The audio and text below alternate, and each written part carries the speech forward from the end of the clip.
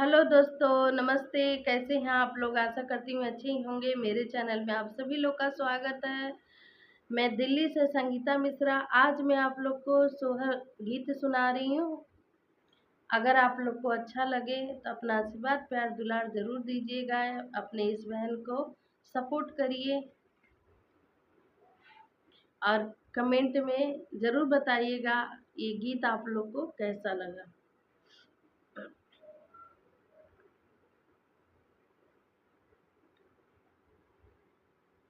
कौन फूल फूल फूलवरिया कवन फूल बगिया कवन फूल बगिया नु हो मोरे ललना कौन फूल फूले लायंगनवा की गोदी में ललनवा खेलना कौन फूल फूलेला फूलवरिया कवन फूल बगिया कवन फूल बगिया नु हो मोर ललना कौन फूल फूले लायंगनवा की गोदी में ललनवा खेलना मोर ललना कौन फूल फूले लायंगनवा की गोदी में ललनवा खेलना बेला फूल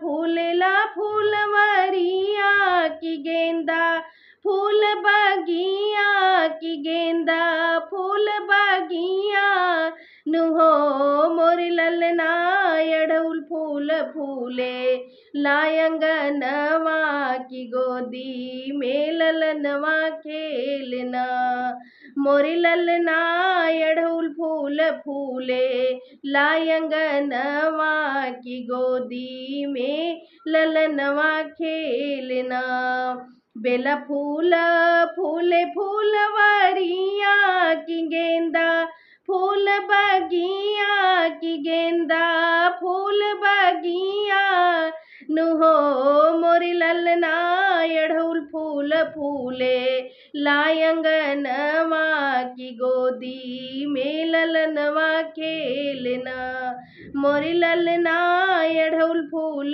फूले लायंगनवा की गोदी में ललनवा खेलना के मांगे हाथ के कंगनवात के हो झुलनिया मांग के हुआ झुलनिया नु हो मोरे ललना के हो मांगे गल वाके हरवा की गोदी में ललनवा खेलना के मांगे हाथे के कंगनवात के हुओ झुलनियात के हुआ झुलनियान हो मोरे ललना के मांगे गल वाके हरवा की गोदी में ललनवा खेलना मोरे ललना के मांगे गल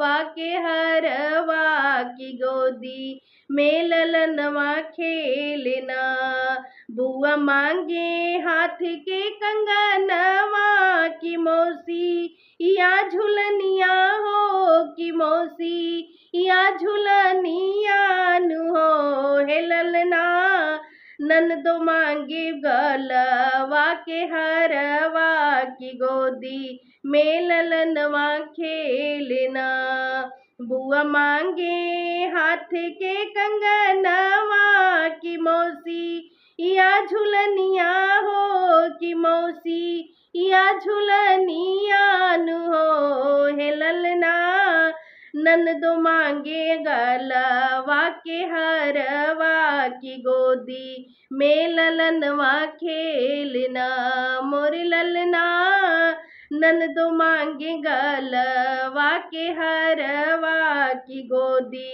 में ललनवा खेलना दादी जीता कजरा लगावे की अन धन लुटावे की अन धन लुटावेली हो मोरे ललना लाली रे पलंगिया सुतावे की पोता कहीं बुलावेली हो। मोरे ललना की लाली पलंगिया सुतावे की पोता कहीं बुलावेली हो।